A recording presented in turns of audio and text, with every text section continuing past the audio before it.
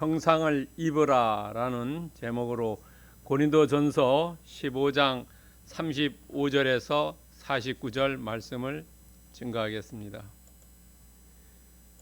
여러분, 고린도가 어디에 있냐면 지도 보면은요, 요 부근에 있습니다. 요 파란색으로 동그라미 쳐놓은 요 지역에 있습니다. 그런데 이 고린도 전서를 바울이 쓸 때는 어디서 썼냐면 이 에베소에서 썼습니다. 에베소, 오늘날 터키지요. 여기는 오늘날 그리스입니다. 에베소에서 이 고린도의 성도들을 위해서 썼습니다. 이 고린도는 사도 바울이 2차 전도 여행을 할 때 이렇게 해서 이렇게 돌아갑니다. 2차 전도 여행을 하고 여기서 배 타고 이렇게 돌아옵니다. 2차 전도 여행 때 고린도 교회를 개척했습니다. 그러니까 1차 전도는 이 터키만 왔다 갔다 하지요. 2차 전도 때 고린도 교회를 개척했습니다. 개척해 놓고 이제 잘 되면은 좋은데 그렇지 않았다는 거죠. 그래서 3차 여행 때 여기 에베소에 들려서 에베소에서 이 고린도 교회 사람들에게 편지를 쓴 겁니다.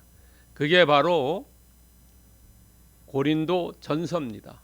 그러니까 그 당시에 예수님 당시에 통치는 이 로마, 여기 끝에 있는 로마 사람들이 이 예루살렘 요 부근을 통치했습니다. 그러니까 그 당시에 이 시대는 로마 사람들이 여기를 통치했지만 중요한 거는 교육하고 철학은 이 아덴, 오늘날 우리는 아테네라 그러죠. 이 그리스의 교육과 철학이 그 당시를 지배했어요. 그러니까 정치는 로마 사람이 했는데 밑에 교육하고 철학하고 삶은 이 그리스의 철학이 저변에 깔려 있다는 거죠. 우선 그거를 생각을 해야 합니다. 우리도 우리나라 기독교는 순수한 기독교가 아니고 유교적 기독교라 그러죠. 유교적 기독교. 우리나라에서는 유교적 기독교가 더 정확한 표현입니다. 왜냐하면 한국 사람의 밑바탕에는 그 유교적인 게 깔려 있어요. 그런 기독교라는 거죠. 그래서 외국에 없는 체계 같은 것도 있지 않습니까? 권사제도는 한국만 있습니다. 없습니다, 다른 나라는. 그러니까 이 고린도전서 오늘 말씀을 이해하기 위해서는 이 에베소에서 편지를 쓴 고린도 사람들의 심정이 어떻냐 하는 거죠. 자, 그렇다면요, 여러분 조금 더 넘어갑니다. 오늘 35절에 보면은 계략입니다. 자, 35절에 보면은 누가 묻기를 이럽니다.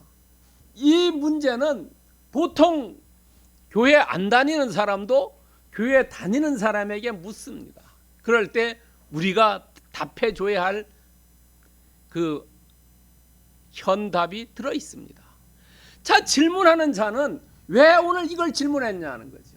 그 당시에 이 그리스 사람들의 밑바탕에 철학이 있는데 이 사람들을 예수님이 고린도전서 15장 전반부에 살아났다는 거는 인정할 수 있다. 그런데 그럼 그 사람이 어떻게 살아났고 어떻게 다시 오느냐 하는 겁니다. 두 가지 질문을 하는 거죠. 그런데 그 질문을 하면서 뭐냐면 그 기독교 아니면 부활을 희화화했다는 거죠. 희화화요. 그러니까 희화화라는 건 뭐냐면 우스꽝스럽게 만들었다는 겁니다. 심각한 게 아니라 그냥 우스꽝스럽게 별뻔이 아니야 그런 식으로 만들었다는 거예요. 여러분요, 이 질문하는 사람, 여러분 예수님에게도 질문하는 사람들 있죠. 동전에서 질문하죠. 누구에게 갖다 줘야 되냐. 이런 질문하는 사람들이 정말로 알고 싶어서 질문하는 게 아니라 반대를 위한 반대하는 거죠. 어떻게 하면 희화화시켜가지고 우스꽝스럽게 만드느냐 하는 겁니다. 그래서 첫 번째 질문은 뭐냐 했냐면, 야, 죽은 자들이 어떻게 다시 살아나느냐 하는 겁니다. 그냥 죽었다면 그냥 좀 이해할 수 있는데, 그렇지 않고, 야, 사람이 정말로 사고가 나가지고 몸이 다 찢겨지고 그랬을 때 그 어떻게 살아나느냐 하는 거예요. 좀 오늘날 쉽게 얘기하면 화장을 했는데 그 사람이 어떻게 살아나느냐 하는 겁니다. 또 하나는, 야, 죽은 자들이 어떤 몸으로 오느냐 하는 겁니다. 죽었는데 그 사람들이 어떻게 다시 이런 몸으로 오는지, 저런 몸으로 오는지, 그 사람의 모습이 어떻는지 어떻게 오느냐 하는 거예요. 이 두 가지를 이 사람들이 물었어요. 오늘날도 그렇지요. 야, 죽은 다음에 어떻게 될 것이냐? 정말 살아날 것이냐? 아니면 우리가 죽은 다음에 어떤 몸으로 변할 것이냐? 이런 진퇴양난의 질문을 이 고린도 사람들이 사도 바울에게 했습니다. 그러니까 사도 바울이 그거에 대해 답변하는 겁니다.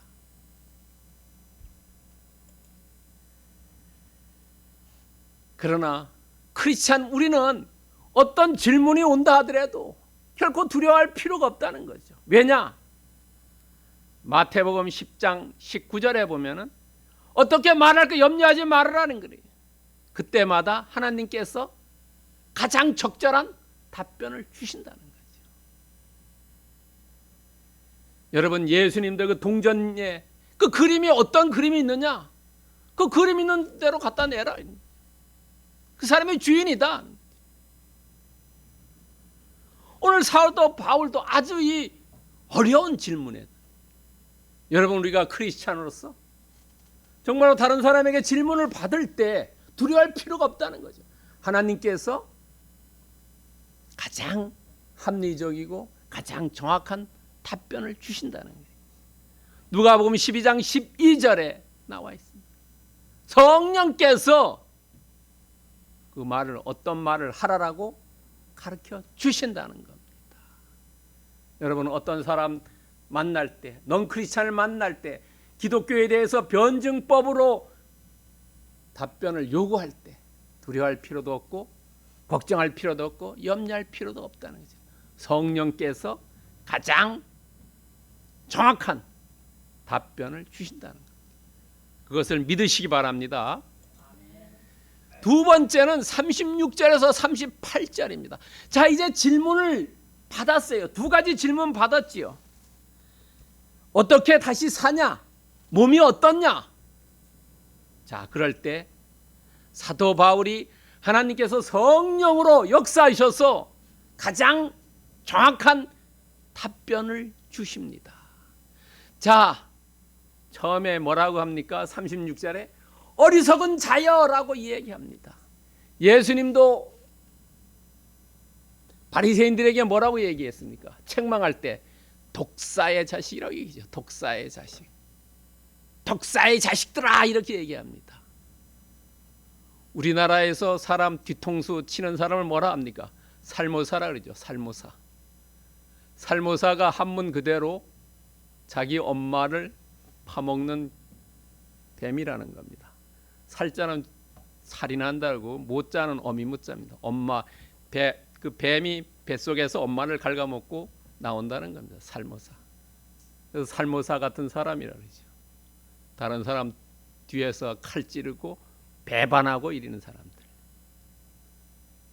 그래서 예수님이 독사의 자식이라는 그 얘기입니다. 자, 그런데 사도 바울은 이 질문하는 사람 뭐하느냐? 어리석은 자다, 이런 거예요. 왜 어리석은 자냐? 이런.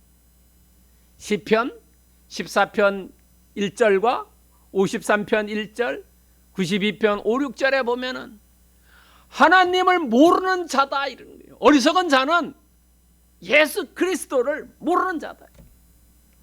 누가복음 12장 20절에 보면은 부자가 오늘 돈을 잔뜩 쌓아놨다. 야, 그런데 밤에 너 오라 그러면 가야 되지 않냐? 이게. 예수님을 모르는 자, 하나님을 모르는 자가 어리석은 자다. 여러분, 공부를 잘하고 못하고 점수를 잘 받고 못 받고 그게 아니라는 거예요. 하나님을 아느냐 하나님을 알지 못하느냐 그게 기준점이라는 겁니다. 그러면서 성령께서 이 사도 바울에게 현답을 주십니다. 첫 번째 질문에 답변합니다. 자, 뿌리는 씨가 죽지 않으면 살아나지 못한다는 거예요. 씨를 뿌리는 것과 있고 또 씨를 뿌리지 않는 것도 있죠. 감자나 마늘은 그냥 심지요.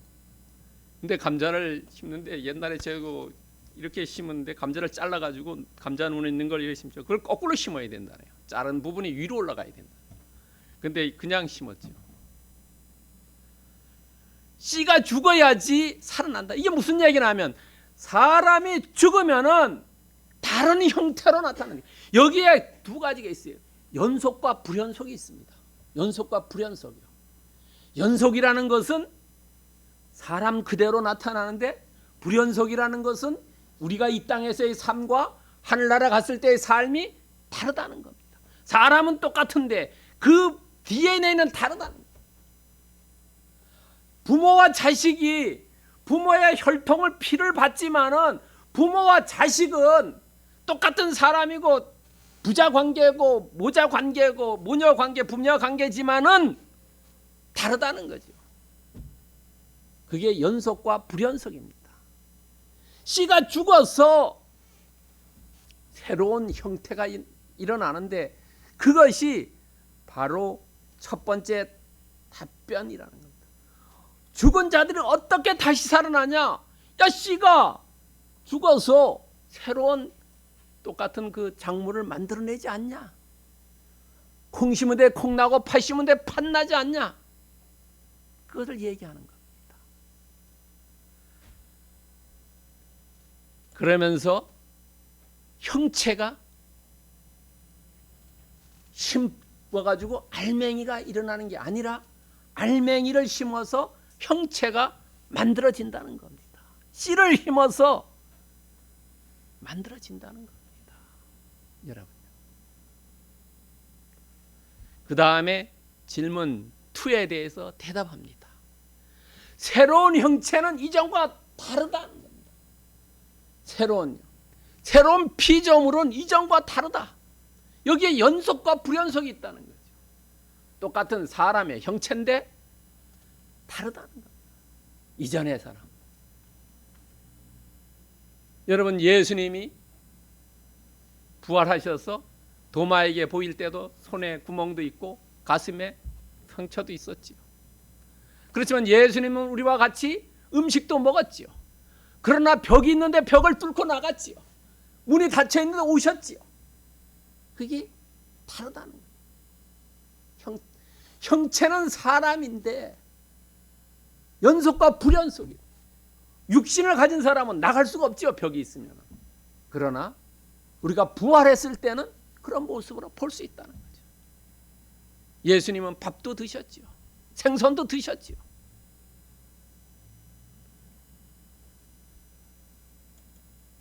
그런데 여러분 38절에 보면 중요한 핵심적인 요소가 하나 있습니다. 뭐냐 하면 부활을 일으키는 주체가 누구냐 하는 겁니다. 여러분요. 부활을 하는 게 죽은 당사자가 아니라 하나님께서 역사해 준다는 겁니다. 이게 중요한 겁니다. 부활을 내가 하는 게 아니고 하나님께서 하나님의 뜻대로 하나님의 계성에 따라서 하신다. 여러분요. 이게 중요합니다. 하나님의 뜻대로 행하신다는 거.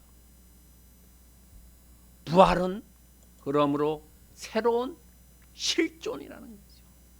새로운 모습으로 있는다는 겁니다. 여러분, 놀랍지 않습니까? 부활은 새로운 실존이다.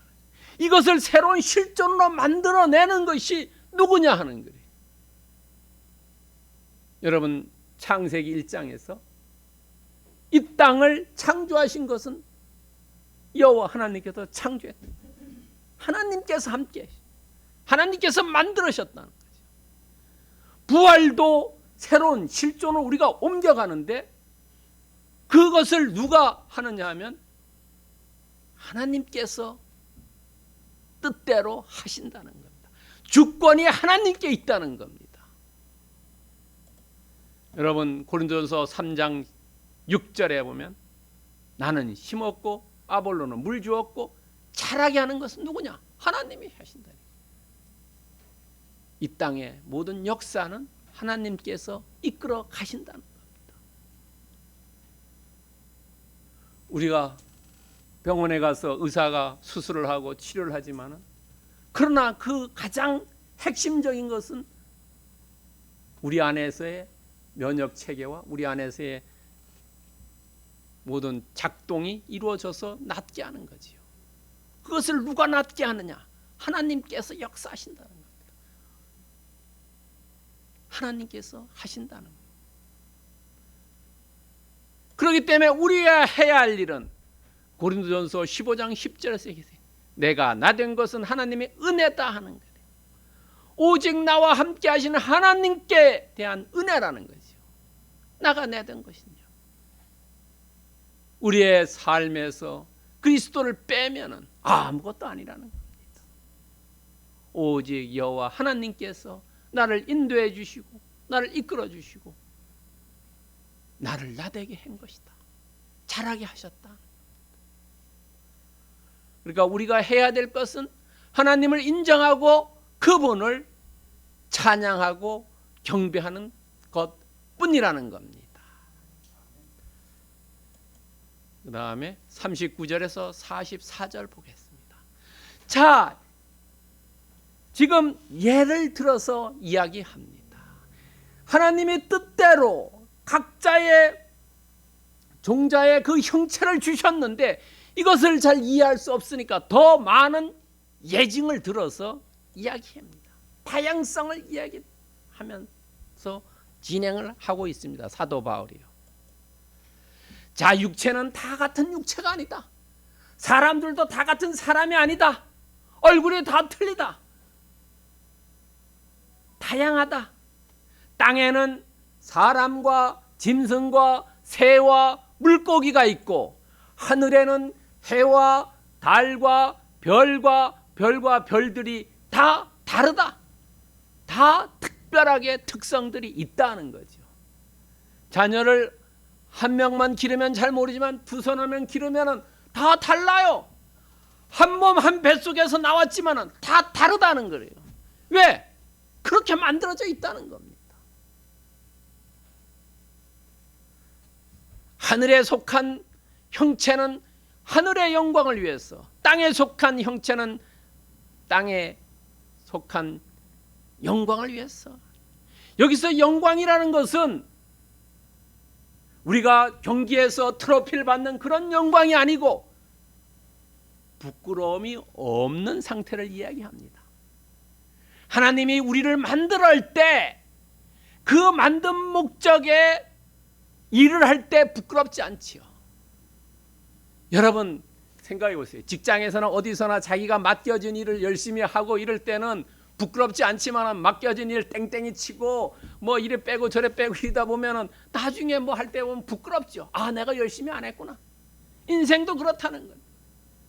열심히 내가 인생에 하나님께서 주어진 그 목적에 따라 열심히 일했으면 괜찮은데 죽을 때 부끄럽다는 거죠.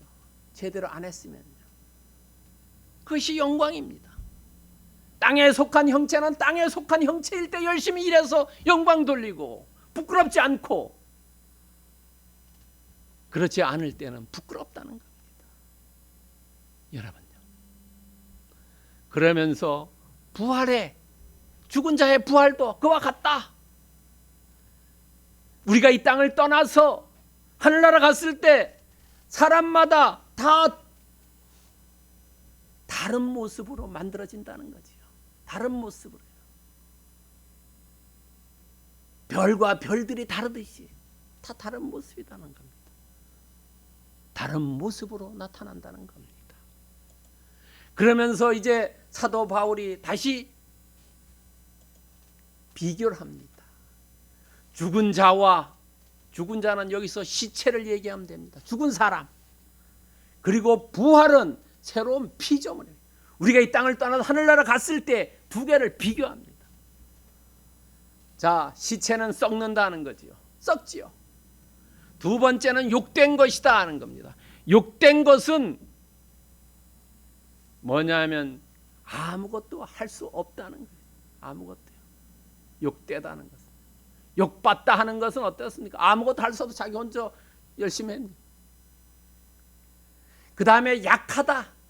약한 것은 어떻게 죽어 있는데 움직일 수가 없다는 거죠. 움직일 수가 없죠. 죽은 사람은.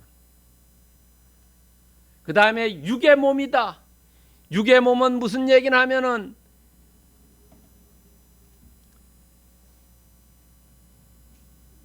우리의 현재의 상태의 몸을 얘기하는 겁니다. 우리 현재의 상태. 쾌락을 찾아가는 그런 것. 그게 육의 몸입니다. 그러나 부활했을 때의 모습은 어떠냐면 부활을 했으면 썩지 않는다. 두 번째, 영광스럽다. 세 번째는 강하다는 거죠. 부활했을 때는 어떻습니까? 다시는 병이 없고 눈물이 없다고 계시록에 나오지요. 강하다는 거예요. 병 걸릴 일이 없다는 겁니다. 그리고 신령하다는 거예요. 신령하다는 것은 우리가 쓰는 신령과 여기 성경의 얘기는 좀 달라요. 좀 이렇게 잘 마치고 잘 알고 이런 사람들 보고 뭐라 합니까? 신령한 사람이라고 그러지 않습니까? 점을 잘 치고 이런 사람 무당집에 가서 잘 알아보면서 용하다 아니면 신령하다 하죠. 그런데 성경에서 신령하다는 것은 어떤 거냐 하면은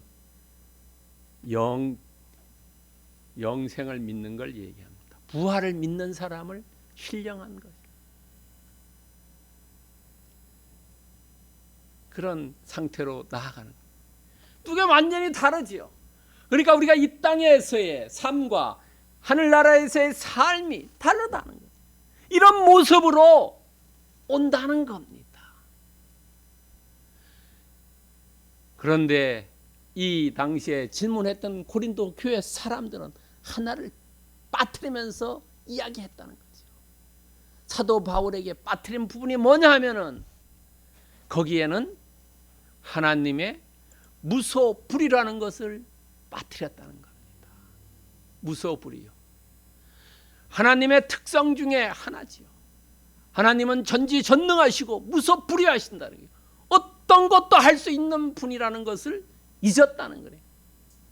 그러니까 사람이 죽은 다음에 새로운 피조물로 나타나는데 그것을 할 수 있는 것은 하나님이 할 수 있는데 그 하나님이 할 수 없다는 하나님의 능력을 제한시켰다는 겁니다. 여러분요. 하나님의 능력은 무제한인데 그것을 제한시켜버렸다. 하나님은 어떠한 것도 할 수 있다는 겁니다. 여러분 마가복음 10장 27절에 나오죠. 하나님으로서는 다 할 수 있다는 거죠.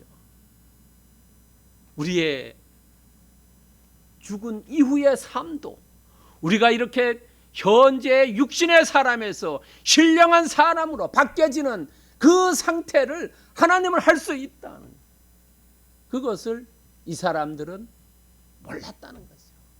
아니면 알고서도 일부러 사도 바울을 진퇴양난에 쑤셔넣기 위해서 아니면 그 당시에 이 부활을 희화화시키기 위해서 이런 질문을 했겠지요.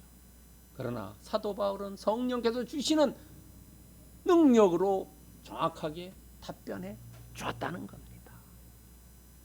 여러분 우리가 어렵다 하더라도 무소불위 하나님께서 함께 하시면 어떠한 어려움도 극복하고 부활하실 줄 믿습니다.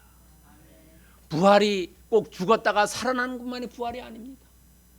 내가 어려운 상황에 병에 병마에 휩싸여 있다가 병마를 이기고 나오면 그것이 부활이고 내가 어려운 상황에 있다가 어려운 상황으로 또 나오면 부활입니다. 꼭 우리가 죽었던 사람이 하늘나라 가는 것만이 부활이 아니다는 겁니다.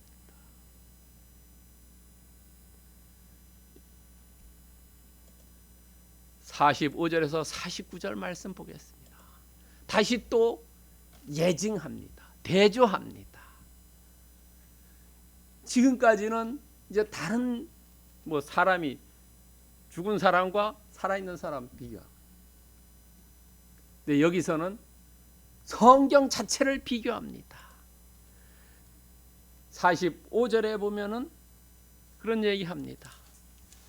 기록된 바, 이 기록된 것은 창세기 2장 7절을 이야기합니다.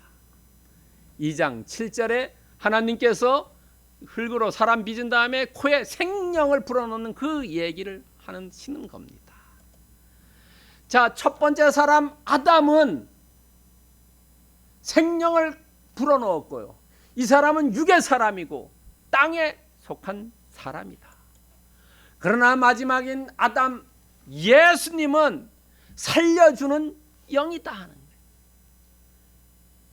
살려주는 영은 여러분 요한복음 5장 21절에 보면은 아버지께서 죽은 자를 일으켜 살리신 같이 아들도 자기가 원하는 자들을 살리셨다는 거예요. 여러분 예수님께서 오셔가지고 복음서에 보면은 3건의 사람을 살리지요. 야이로의 딸 살렸지요. 12살요. 딸이 따쿰 해가지고 일어나라 소녀야 이러겠죠. 그 다음에 나인성 과부의 아들 살리지요. 요한복음 11장에 나오는 베다니의 나사로 살리지요. 사람을 살렸다는 겁니다. 그러나 첫 번째 아담은 사람을 살리지 못했지요. 자기가 죄만 졌지요. 그 다음에 예수님은 신령한 사람이라는 거예요. 부활을 믿는 사람이라는 거죠. 그 다음에 땅에서 온 것이 아니라 하늘에서 왔다는 거죠. 여러분 사도 바울이 왜 하늘에서 왔냐라고 얘기하면 사도 바울이 다메섹 갈 때 어땠습니까? 9장 3절에 보면 하늘로부터 빛이 내려가지고 목소리 듣지 않습니까?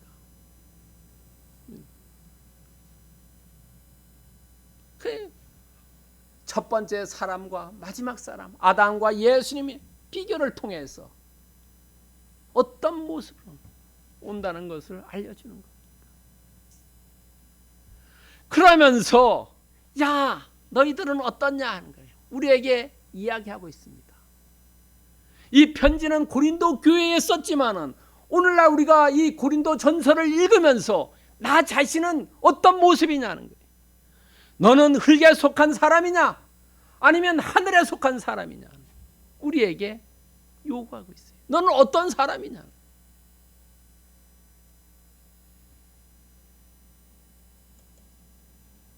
우리 모두는 다 흙에 속한 사람입니다. 오늘날 우리가 사는 거예요. 그러나 흙에 속한 사람들이 장래가 어떻게 되느냐 다르다는 거죠. 여러분